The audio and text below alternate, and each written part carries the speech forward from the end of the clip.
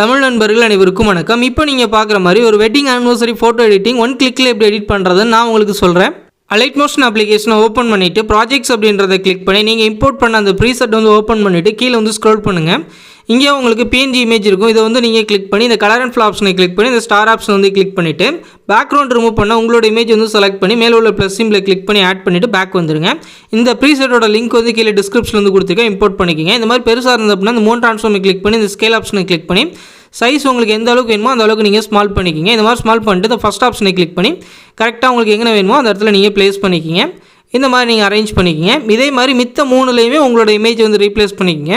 Replace பண்ணிட்டா நம்மளோட photo complete ஆயிரும். இது உங்கள் கேலரியில் சேவ் பண்ணுறதுக்கு மேலே உள்ள ஷேர் ஆப்ஷனை கிளிக் பண்ணி இங்கே கரண்ட் ஃப்ரேமஸ் PNG கிளிக் பண்ணி இங்கே எக்ஸ்போர்ட் அப்படின்ற ஆப்ஷன் கொடுத்துருங்க.